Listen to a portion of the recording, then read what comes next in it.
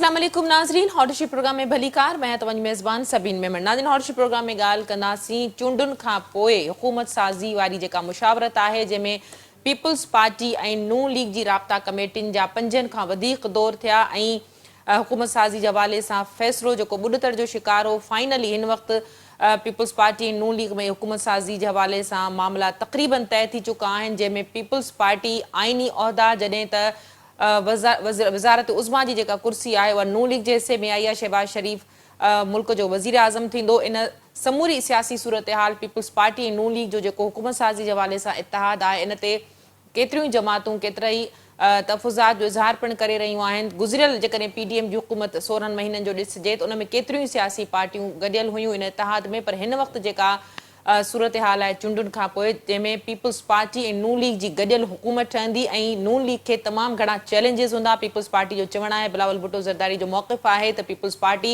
नून league खे support कंदी, जॾहिं त सदर आसिफ अली ज़रदारी थींदो मुल्क जो। इन सियासी सूरत हाल ते ॻाल्हाइण जे लाइ असांखे पीपल्स पार्टी जे सेनेटर इंतहाई सीनियर सियासी अॻवान ताज हैदर साहब ज्वाइन किया है। ताज साहब, वेलकम कहती हूँ, आपने प्रोग्राम में ज्वाइन किया।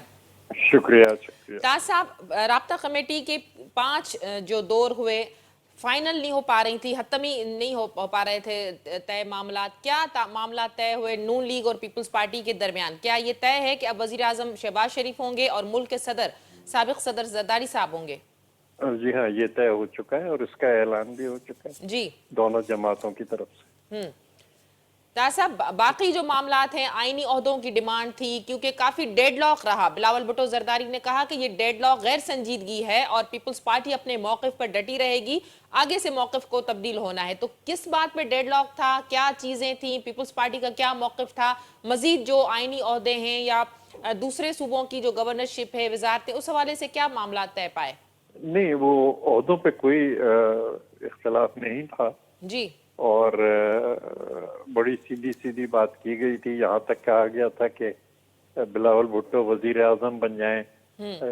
3 साल पहले शहबाज शरीफ रहे और उसके बाद 2 साल वजीर आजम रहे। उसके बाद वजारतें जो थी वो ऑफर की गई, हर चीज की गई, लेकिन ओहदों पे कोई ऐसी प्रॉब्लम नहीं थी।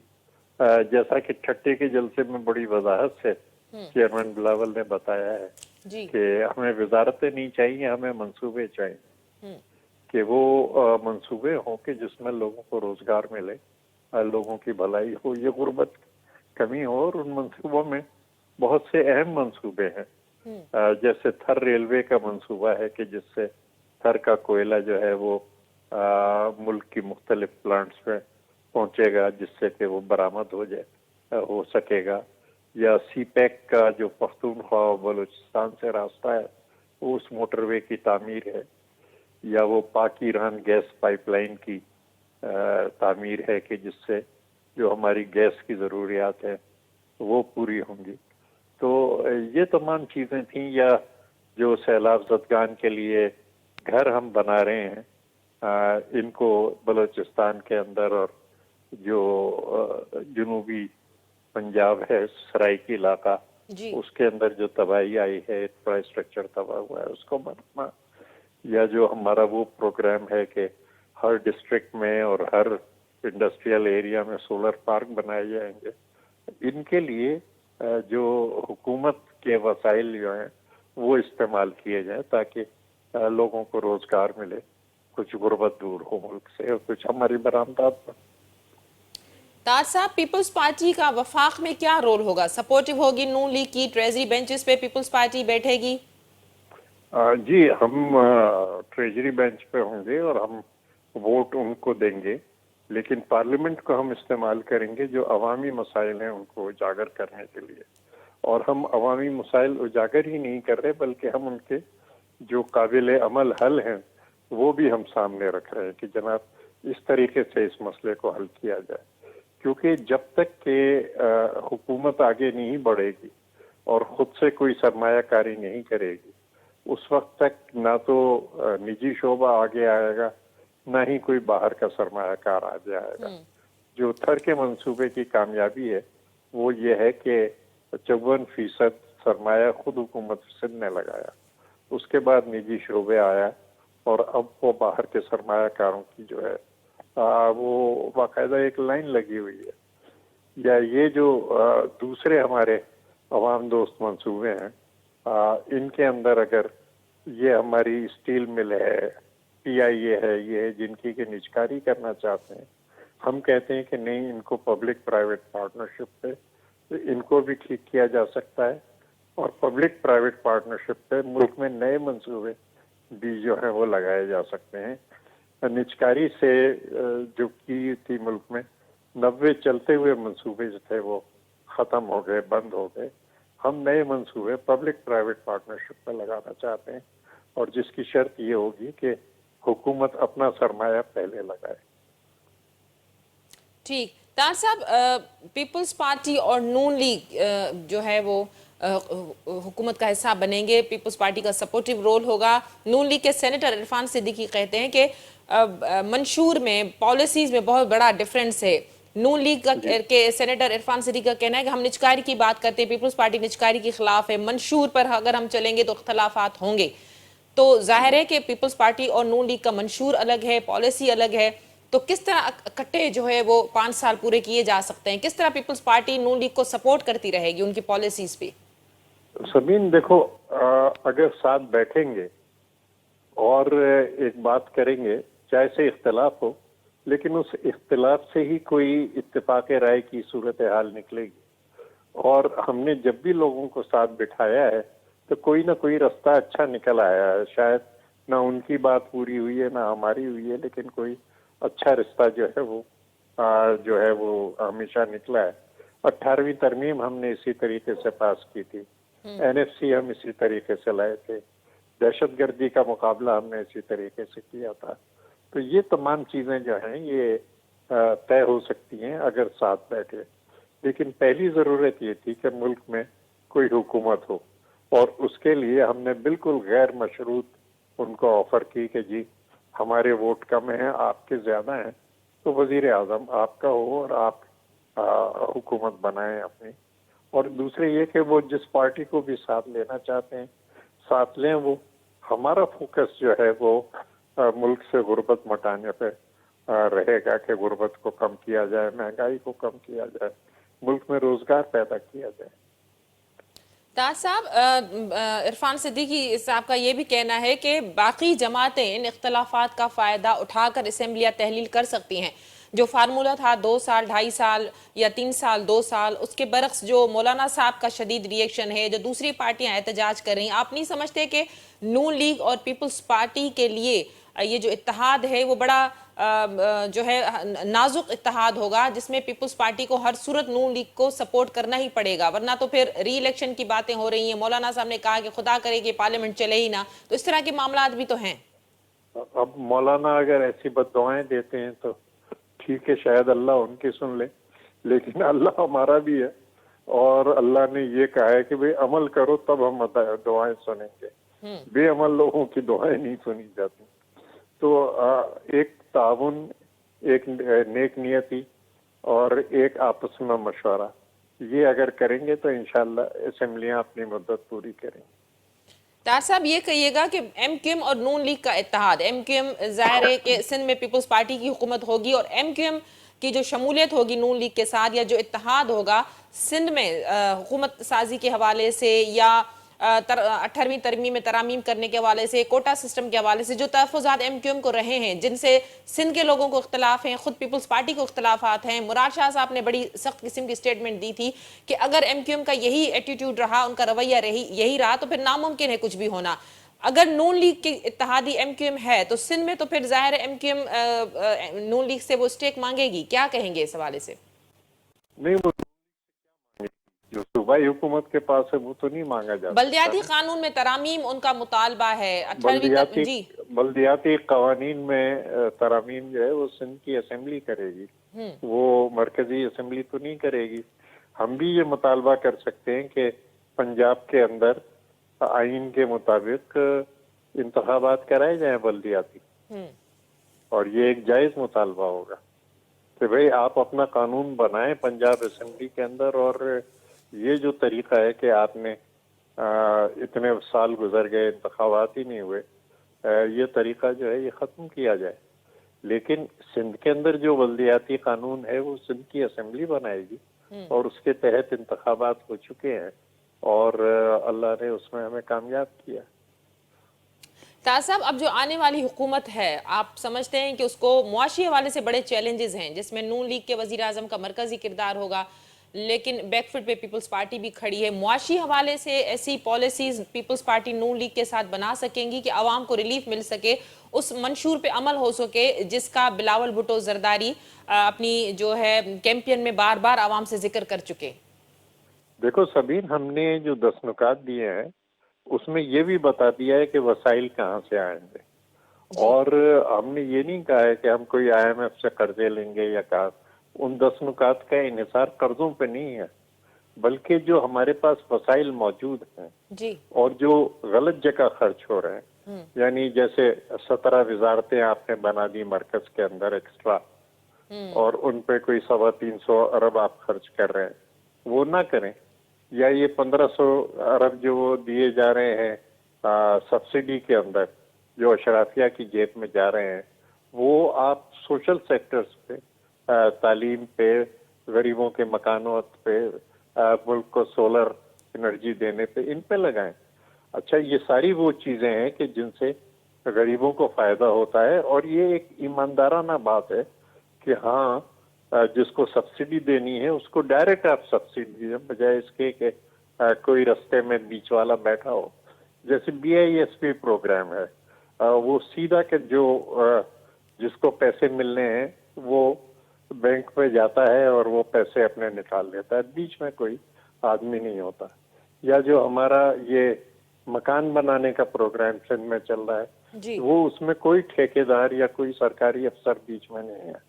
وہ لوگ خود اپنے مکان بنا رہے ہیں، اور جو بھی مالی امداد ہے جو ان کا حق ہے وہ ہم ان کو براہ راست ان کے بینک اکاؤنٹ میں دیتے ہیں. تو یہ جو بیچ کے آدمیوں کی جیب میں پیسہ جاتا ہے، یہ اگر نہ جائے تو ہم اس پیسے کو غریبوں کی فلاح و بہبود کے لیے جو ہے وہ استعمال کر سکتے ہیں، اور وہ ان کا حق ہے کہ ریاست ان کی بنیادی ضرورتیں پوری کرے.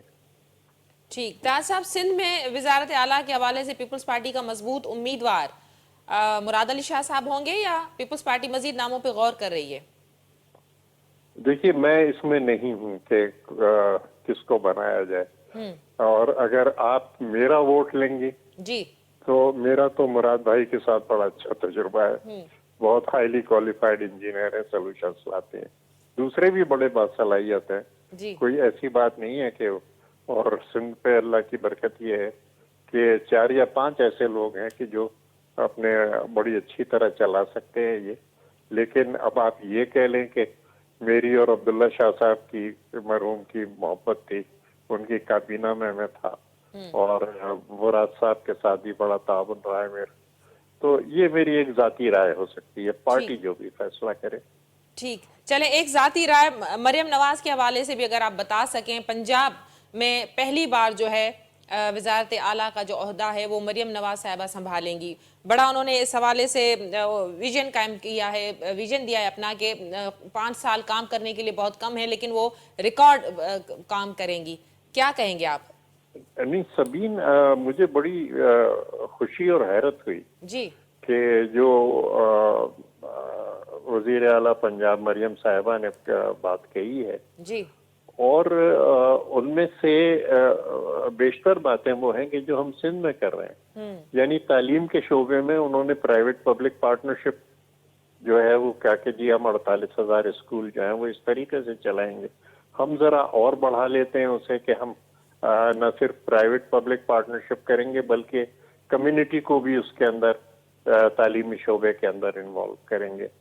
جو انہوں نے ٹرانسپورٹ کے بارے میں بات کی، جو انہوں نے اسپتال بنانے کے بارے میں بات کی، تو میرے خیال سے ہم سب کو ایک دوسرے سے سیکھنا چاہیے، اور جہاں کہیں کامیابی ہوئی ہے تو اس کو اپنے ہاں بھی کوشش کرنی چاہیے کہ وہی کامیابی ہو. لیکن بنیادی طور پہ جو انہوں نے بات کی ہے وہ عوام دوست بات ہے کہ جو لوگوں کے مفاد میں ہے، اور جہاں سے بھی ایسا آئیڈیا آئے تو ہم اس کی تائید کریں گے. اور میں بالکل کہتا ہوں کہ نہ صرف مجھے اطمینان ہوا ہے بلکہ खुशी हुई है और फिर मैंने ये कहा कि शायद एक खातून ही ये सब कुछ कर सकती थी, मर्दों के बस की बात नहीं थी। ठीक, ताज साहब बहुत शुक्रिया आपने अपना मौक़िफ़ देने के लिए प्रोग्राम में ज्वाइन किया। नाज़रीन, पीपल्स पार्टी से ताल्लुक़ रखंदड़ सीनियर सियासी अॻवान सेनेटर ताज हैदर साहब असां सां गॾु उन्हनि जी गुफ़्तगू तव्हां ॿुधी। प्रोग्राम जे सिलसिले खे जारी रखंदासीं। वक़्तु थियो आहे मुख़्तसिर वक़फ़े जो, वठूं था वक़्फ़ो।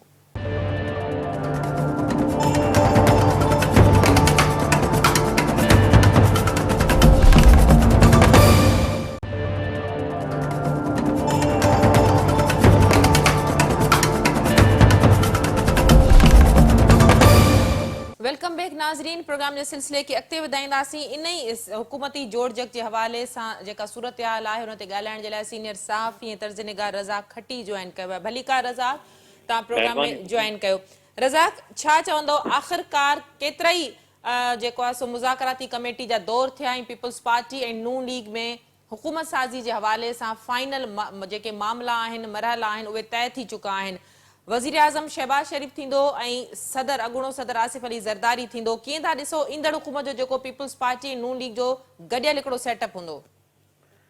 हाणे हिन में सभिनि ॿ टे शयूं आहिनि। हिकु इहो त ज़ाहिर आहे त ईअं ई थियणो हो जीअं थियो आहे, जी, पर हिकिड़ी जेका ॻाल्हि हुई त बिलावल भुट्टो ज़रदारी जेका ॻाल्हि कई हुई ऐं आख़िर ताईं हू उन ते रिज़िस्ट कंदो रहियो ऐं उन हेठि हुन मञराई पई त उहो फ़िलहाल त काबीना जो हिसो कोन थींदा। पर मूंखे लॻे ईअं थो त बजट खां पोइ शायदि पाकिस्तान पीपल्स पार्टी वफ़ाक़ी काबीना जो हिसो थींदी।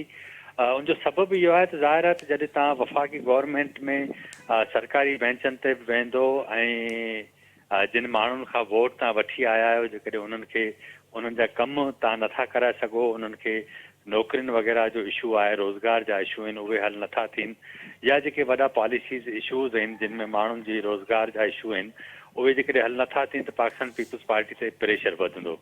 पर हिन सॼी मंज़रनामे में हिकिड़ी ॻाल्हि त घटि में घटि हेसि ताईं जेका नज़र अचे थी त तमामु घणो स्मार्ट अंदाज़ में पाकिस्तान पीपल्स पार्टी खेॾियो आहे हिन सॼी सूरत हाल में। छाकाणि त हाणे जेका सूरत हाल ठाहिण वञे पई उहो इंतिहाई ॾुखी हूंदी, ख़ासि करे पाकिस्तान में जेके माशी मसइला आहिनि। हाणे IMF ॾांहुं हिननि खे वञिणो आहे ऐं मथे हफ़्ते में गवर्नमेंट फार्म थी वेंदी ऐं उनजे नतीजे में बजट जी तयारी थींदी। बिजली जा हिननि खे वधाइणी, गैस वधाए छॾी अथनि ऐं हीअ जेका गैस हाणे हिन जा जंहिं महिल बिल ईंदा त माण्हुनि जूं अॻे ई रड़ियूं निकिरनि थियूं ऐं हिननि जेको आहे सो उहे अञा तमामु घणी सूरत हाल ख़राबु थी वेंदी।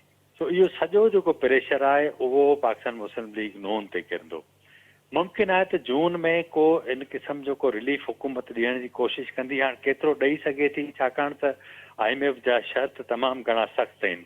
बदनसीबी इहा आहे त असांजूं जेके बि हुकूमतूं आहिनि माज़ी जूं बि ॾिसो त उन्हनि पंहिंजी सॼी नाअहलियुनि जो जेको बोझ आहे, बैड गवर्नेंस जो बोझ आहे, उहो आम माण्हू ते किरियो आहे। हाणे डायरेक्ट टैक्सेशन जेका आहे उनजे नतीजे में तव्हां ॾिसो त पेट्रोल जी मद में डायरेक्ट टैक्स आहे ऐं अहिड़े हिसाब सां बिजली आहे, गैस आहे या फ़ोन वग़ैरह आहिनि, इन तरीक़े सां जेको कलेक्शन थिए थी। पर ॻाल्हि त मुल्क जे अंदरि जेके माण्हू टैक्स नथा ॾियनि ऐं साल में 15-20 दफ़ा जहाज़नि में सफ़र कनि था, ॿाहिरिनि मुल्कनि जा दौरा कनि था, वॾियुनि अस्पतालनि मां इलाज कराइनि था, पर उहो टैक्स जे सिस्टम जे अंदरि हिसो ई न आहिनि ऐं HBR खे सॼी ख़बर आहे। हाणे उन जीअं पाण बैड गवर्नेंस जो ज़िक्र कयूं था, HBR खे IMF जो शर्त आहे त हिननि खे इन जे अंदरि रिफॉर्म करियो, पर उतां अंदरां खां उन्हनि खे रेजिस्टेंस वॾी आहे। सो हिन हुकूमत जे लाइ तमामु घणा इशू। अच्छा रज़ाक, हुकूमत जे लाइ तमामु घणा चैलेंजेस आहिनि। छा पीपल्स पार्टी चाहे थी त नून लीग शुरूआती तौर में इन्हनि चैलेंजेस खे फेस करे? बिलावल भुट्टो ॾाढो लग्ज़री हिकिड़ो मंशूर अवाम जे अॻियां रखियो हो त वज़ीर आज़म थींदो त हीअं करे छॾींदो, पर बहरहाल उहो मंशूर साॻियो सिंध जे अवाम जे अॻियां बि बिलावल रखियो। जेकॾहिं वफ़ाक़ में न त बिलावल खे सिंध में उन मंशूर खे अमल त कराइणो पवंदो न, जेके 300 यूनिट बिजली फ्री ऐं काफ़ी आइडियल बिलावल जेके ॻाल्हियूं कयूं। पीपल्स पार्टी लाइ कीअं इहो पॉसिबल थी सघंदो? एॾी मुआशी जेका ॾुखी हिकिड़ी सूरत हाल अॻियां कर खणी बीठल आहे। न 300 यूनिट वारी त हिकिड़ी ॻाल्हि ज़हन में रखो त इहे जेको मंशूर हुयो उहो हुयो इन जे बिलावल भुट्टो जे वज़ीर आज़म थियण सां मशरूत हुयो ऐं बिजली जो मामिलो त जेसि ताईं आहे त ज़ाहिर आहे त इहो हिन वक़्तु बि वफ़ाक़ी मामिलो आहे ऐं ॿी ॻाल्हि इहा त इहो असल में को प्रैक्टिकल कोन हुयो 300 यूनिट वारो न रज़ा 300 यूनिट खां अलावा तनख़्वाहूं डबल करणु आमदनी ॿीणी करणु घर ठाहिणु नौकरियूं ॾियणु रिलीफ ॾियणु महांगाई घटि करणु इहो सभु त ओवरऑल कैंपेन जो हिकिड़ो हिसो त रहियो न उहो त हुयो पर हाणे घर त वर्ल्ड बैंक पेमेंट पैसा थी ॾे उनजे बुनियादनि ते हे ॿोॾ मुतासिरनि जा घर ठहंदा ठीकु आहे न महांगाई वफ़ाक़ी हुकूमत जी पॉलिसीज़ जो इशू आहे उहो फ़ैसिला कंदी थींदो बाक़ी ॿी ॻाल्हि इहा त 15 सालनि जे अंदरि जेको गवर्नेंस जो हाल सिंध में पाकिस्तान पीपल्स पार्टी कयो आहे इहो मञे थो त ठीकु आहे सिहत जा इदारा उन वॾा ठाहे छॾिया पर असल मसइलो गवर्नेंस जो आहे करप्शन जो आहे उनमें सिंध जेको आहे सो सॼे मुल्क जे अंदरि हिकिड़ो मिसाल बणिजी वई आहे त यानी इन हद ताईं सूरत हाल हिते इस्लामाबाद आहे या ॿिया सूबा आहिनि उते उन्हनि वटि उते उन्हनि जे साम्हूं सिंध जो को एॾी का साख सुठी न आहे सो हिननि जे लाइ चैलेंज इहो आहे त उहो गवर्नेंस बहितर कनि पर बदकिस्मती इहा आहे त को वॾी पॉलिटिकल धुर सिंध में न आहे जेका हिननि खे चैलेंज करे सघे इन जे करे हिननि जो मन घणो वधियल आहे उनजे नतीजे उहो सम्झनि बि था त जेको आहे सो असांखे का बि धुर सियासी धुर चैलेंज करण वारी कोन्हे जेकॾहिं वॾा जलसा थी था वञनि त उहो उन ई ॾींहुं जो इशू हूंदो आहे ॿिए ॾींहुं वरी ॿी ख़बर में उहे सभु शयूं माण्हुनि खे विसरी थियूं वञनि सो पीपल्स पार्टी खे मुंहिंजो ख़्यालु आहे त उहो घणो कंफर्ट ज़ोन में आहे सिंध में ऐं जॾहिं तव्हां कंफर्ट ज़ोन में हूंदा आहियो त उनजे नतीजे में तव्हां केतिरियूं ग़लतियूं कंदा था वञो तव्हांखे उन ॻाल्हि जो अहसासु नथो थिए रज़ाक इन कंफर्ट ज़ोन में जेका तव्हां ॻाल्हि कई सिंध में यकीनन पीपल्स पार्टी आहे चौथों दौर पीपल्स पार्टी खे शुरू थींदो इहो कंफर्ट ज़ोन पीपल्स पार्टी वफ़ाक़ में नून लीग खे ॾींदी ज़ाहिरा बिलावल चयो आहे त जेके बि हुकूमत जा मुल्क जे मफ़ाद में फ़ैसिला हूंदा उन्हनि खे सपोर्ट कयो वेंदो वोट ॾिनो वेंदो ट्रेज़री बेंचनि ते वेही करे हुकूमत हलाइण जे वहिंवार में हेल्प कई वेंदी नून लीग पीपल्स पार्टी जी सपोर्ट जी बिहाफ ते केतिरो कंफर्ट ज़ोन में हूंदी न नून लीग जो त को बि कंफर्ट ज़ोन कोन्हे नून लीग जे लाइ ॾिसो न हाणे जॾहिं वॾा फ़ैसिला करणु वेंदी हाणे हिकु ॿ टे शयूं नोट करण जूं आहिनि SIF जेको इदारो ठहियो SIFC उहो घणा मामला उन पाण ज़ेर पंहिंजे कंट्रोल में वठी छॾिया आहिनि ऐं वफ़ाक़ी हुकूमत जे लाइ इशू इहो हूंदो त हाणे उन वटि बचे छा थो ॿियो करण जे लाइ सवाइ महांगाई करण जे छाकाणि त महांगाई घटाइण त फ़िलहालु त मूंखे साल सवा साल त नथो नज़र अचे त को महांगाई घटिजे हाणे उन में जेको बर्डन हूंदो उहो नून लीग खे खणणो पवंदो पीपल्स पार्टी वारा जेके आहिनि उहे कम बि कराईंदा सरकारी बेंचनि ते वेही हुकूमत ते तनक़ीद बि कंदा पर उन सां गॾोगॾु इहे जेके 80-90 माण्हू ईंदा तहरीक इंसाफ़ जा इहे सच पुछो त सभई अनगाइडेड मिसाइल आहिनि नंबर 1 नंबर 2 इमरान ख़ान ॼाणी वाणी हथ वठी अहिड़ा हार्ड लाइनर जेके हुया जिन खे टिकट ॾिना हुया उहे हिन असेंबली खे हिकिड़ो अहिड़ो तमाशो ठाहींदा जो तव्हां ॾिस मूंखे इहा ॻाल्हि ज़हन में रखो मूंखे अलाए छो लॻे थो त हिते हिननि जा कुझु मेंबर अहिड़ा आहिनि जेके सिधो अची वज़ीर आज़म जी गिटी मां जलींदा आहिनि सो हिकिड़ो नई सूरत हाल पैदा थींदी जेका का मूंखे त घटि में घटि को अहिड़ी नज़र नथी अचे त जंहिंमां का चङाई नज़र अचे जहिड़ा फ़साद वरी हलंदा रहंदा हा इहो मुमकिन आहे त का हिकिड़ी अहिड़ो शक्ल का अख़्तियार करे का सूरत हाल बहितर थिए इहे सोर्सिस ज़रूरु ॻाल्हि कनि था त जीअं हुकूमत ठहंदी पोइ आहिस्ते आहिस्ते PTI जा जेके हार्ड वर्कर आहिनि जा जेके जेलनि में पिया आहिनि उन्हनि खे ही रिलीफ ॾियणु शुरू कंदा त जीअं पंहिंजे पारां हुननि खे को रिलीफ ॾेई आहिस्ते आहिस्ते सूरत हाल खे नॉर्मलाइज़ हालतुनि ॾांहुं खणी वञिजे सो इन क़िस्म जी सूरत हाल ॿुधण में अचे थी हिन वक़्तु हाणे छा पॉलिसी अख़्तियार था कनि ज़ाहिर आहे त वफ़ाक़ी काबीना में पाकिस्तान पीपल्स पार्टी न हूंदी पर ही हिकिड़ी का अहिड़ी कोर कमेटी ठाहींदा जंहिंमें नून लीग पीपल्स पार्टी इहे वेही जेके आहिनि सो गॾिजी मुख़्तलिफ़ पॉलिसी जे हवाले सां फ़ैसिला कंदियूं छाकाणि त जेकॾहिं पीपल्स पार्टी खे काबीना में न हूंदी ऐं उनजा फ़ैसिला न मञंदा त हिननि वटि ऑलरेडी धमकी हूंदी त ही वज़ीर आज़म स्टेक ते हूंदो हाणे उहो केतिरो वक़्तु इहा सूरत हाल रहे थी छाकाणि त जेकॾहिं ज़रदारी साहिबु सदर थी थो वञे मार्च में त उन सूरत हाल में उहो त आइनी उहिदो आहे 5 साल उहो पूरो रहंदो उनखे को बि छेड़े कोन सघंदो ईअं चेयरमैनशिप सेनेट जी वठी वेंदा उन चेयरमैनशिप जे उहिदे खे केरु छेड़े कोन सघंदो सो हिन क़िस्म जी जेका ही सूरत हाल ठाहे छॾी अथनि नून लीग मुंहिंजो ख़्यालु आहे हितां ई मजबूरी में हुकूमत वरिती आहे। इन करे त हीअ जेका सूरत-हाल ठही आहे उनमें असांजा जेके इदारा आहिनि उहे कंहिं बि सूरत में PTI खे पावर ॾियण जे लाइ तयारु बि कोन हुआ आहे, पर टेक्निकली तौर ते जेकॾहिं हू तयारु थी वञनि त हुन वटि उहा एतिरी अक्सरियत कोन हुई, छाकाणि त MQM पीपल्स पार्टी नून लीग जॾहिं मिली था वञनि त ॿी पार्टी वटि उहा पोज़ीशन कोन्हे अंगनि अखरनि जे हिसाब सां जो हू असेंबली में पंहिंजी अक्सरियत साबित करे। रज़ाक, मौलाना साहब इन समूरे सियासी जेको हुकूमत साज़ी जा मरहला आहिनि, फ़ैसिला आहिनि, उन में किथे फिट थींदे नज़र अचे थो?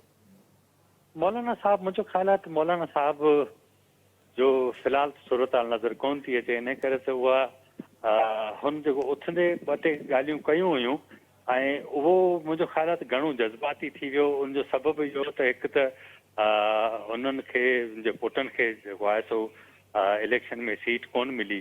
ज़ाहिर आहे त सभिनि खां वधीक जेको आहे सो हिन इलेक्शन में जेके PDM हुई, PTM 1, उनमें सभिनि खां वधीक खसारो त मौलाना खे खणणो पियो आहे ऐं सभिनि खां वधीक फ़ाइदे में MQM वई आहे। तो MQM ते तमामु घणी नवाज़िश थी आहे सिंध में ऐं जेतिरियूं उनखे सीटूं मिलणु घुरिजनि आहे उनखां उनखे डबल मिली वयूं आहिनि, पर शायदि डबल खां बि शायदि मथे मिलियूं आहिनि, एतिरी उहा उनजी पोज़ीशन कोन हुई।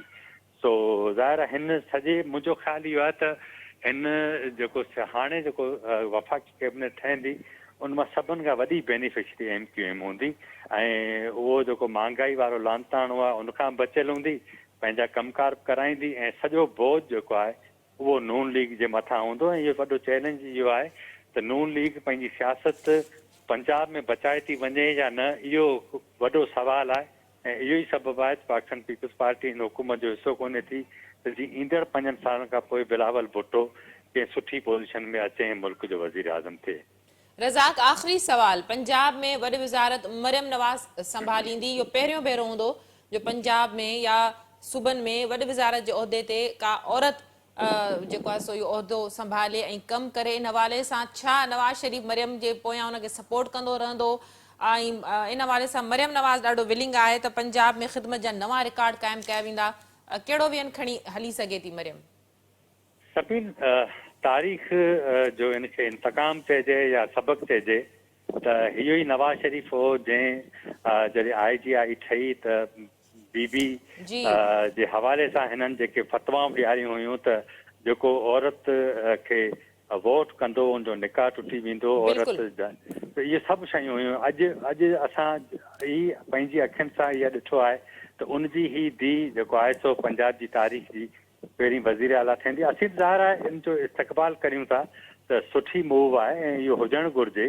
को माण्हू देरि सां ई सबक़ु हासिलु करे थो तॾहिं चङी ॻाल्हि आहे, पर इहो हुजणु घुरिजे। हाणे मरियम नवाज़ जे लाइ चैलेंज इहो आहे त हू केतिरो तदबुर अख़्तियार करे थी ऐं रुगो ब्यूरोक्रेसी खे नवाज़े थी या उनखां कमु वठे थी, ऐं इहो सॼो हुनजे लाइ वॾो चैलेंज हूंदो। पर मुंहिंजो ख़्यालु आहे त ख़ुदि नवाज़ शरीफ़ जे लाइ इहो वॾो चैलेंज हूंदो। इन करे ई नवाज़ शरीफ़ शायदि लाहौर में वेही पंहिंजी धीउ खे कामयाबु बणाइणु चाहे थो त जीअं अॻिते हली हू वज़ीर आज़म जी उम्मीदवार थिए। सो नवाज़ शरीफ़ जो असल में मरियम जी नाकामी जेकॾहिं थिए थी त इहा बि नवाज़ शरीफ़ जी हूंदी ऐं जेकॾहिं कामयाबी थिए थी त इहा बि नवाज़ शरीफ़ जी हूंदी। सो इहो चैलेंज अल्टीमेटली या नवाज़ शरीफ़ जे लाइ हूंदो त उहो हर सूरत में कामयाबु थिए त जीअं हुनजो सियासी जेको सफ़र आहे उहो अञा अॻिते हले। वॾी महिरबानी रज़ाक, तव्हां पंहिंजो मौक़िफ़ ॾियण लाइ प्रोग्राम में जॉइन कयो। नाज़रीन, सीनियर साफ़ी तर्ज़ निगाह रज़ाक खटी असां सां गॾु हो। उनजो जेको सियासी तर्जियो हुयो हुकूमत साज़ी जे हवाले सां उहो तव्हां ॿुधो। यकीनन मुआशी हवाले सां नून लीग जे लाइ ईंदड़ जेको वक़्तु आहे फ़ैसिलनि जे हवाले सां उहो तमामु घणो चैलेंजेबल ऐं तमामु घणो ॾुखियो आहे। रिलीफ जा वादा करे जिन सियासी पार्टियुनि वोट वरिता आवाम खां, आवाम ज़रूरु उन्हनि खां रिलीफ जी उमेद रखियो वेठो आहे। अॼोके प्रोग्राम जो वक़्तु पिण ते पंहिंजी पुॼाणी ते पहुतो। ईंदड़ प्रोग्राम ते ॾींदा इजाज़त। अल्लाह वाही।